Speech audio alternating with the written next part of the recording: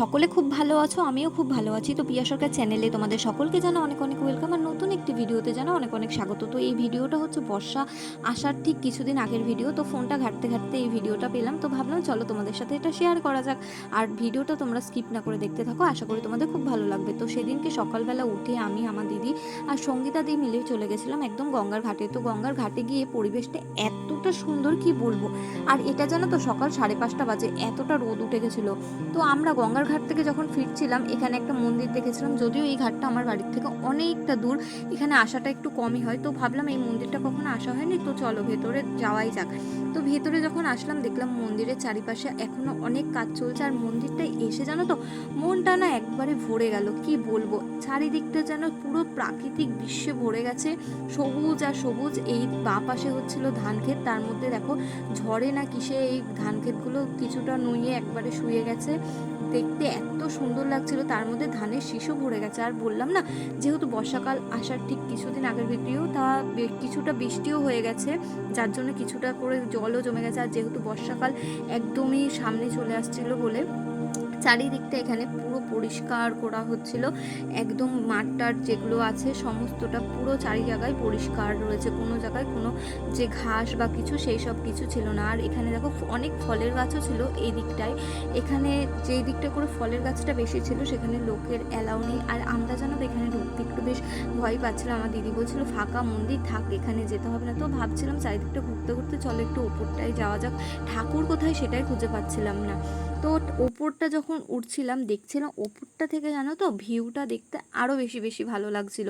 পুরো একদম যে মেন গেটটা থেকে আমরা ঢুকলাম সেই ওপর থেকে পুরোটা মানে পুরো যে মন্দিরটা রয়েছে পুরোটাই একদম দেখা যাচ্ছে। তো আমরা এই চারপাশটা ঘুরে ঘুরে দেখছিলাম, আর এত ভালো লাগছিল, মনটা কি বলবো, সকালটা যে মধুর থেকে এতটা মধুর হয়ে যাবে ভাবতেই পারিনি। আর এখানে এই জিনিসটা দেখে তো আরোই অবাক হয়ে গেছিলাম।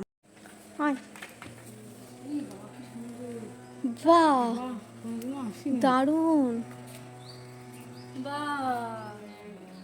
কোথায় চলে আসলাম, মনে হচ্ছে অন্য জগৎ।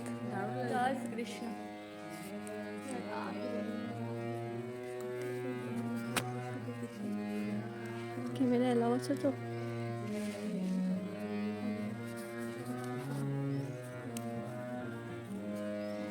মনে হচ্ছে একটা অন্য জগতেই ঢুকে গেলাম।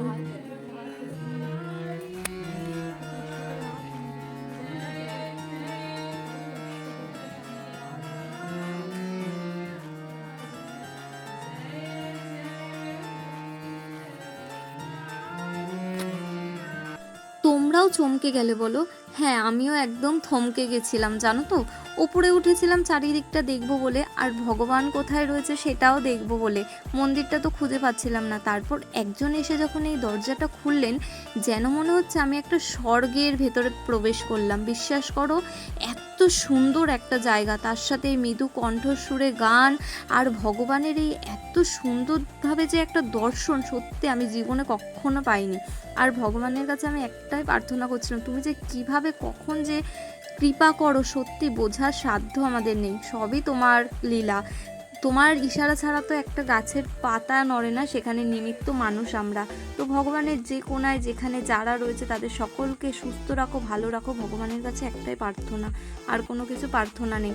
তো ভগবানকে তোমরা আর একবার দর্শন করো, রাধা গোবিন্দটাকে। তোমরা ফোনে কতটা দেখতে পাচ্ছ আমি জানি না, কিন্তু একদম অসাধারণ অসাধারণ, কি বলবো। আমার তো এখানটা ছেড়ে আসতেই ইচ্ছা করছিল না, এতটা ভালো লাগছিল। তো অনেকটা সময় এখানটা কাটিয়েছিলাম। আর এটা জানো তো একটা বৃন্দাবনের মন্দিরের শাখায়, যেটা আমাদের নবদ্বীপে হয়েছে। এখান থেকে অনেকবার গেছি এসছি, কিন্তু এভাবে কখনো আসা হয়নি। তো ভগবানের কৃপা ছিল বলেই আমরা আসতে পেরেছিলাম।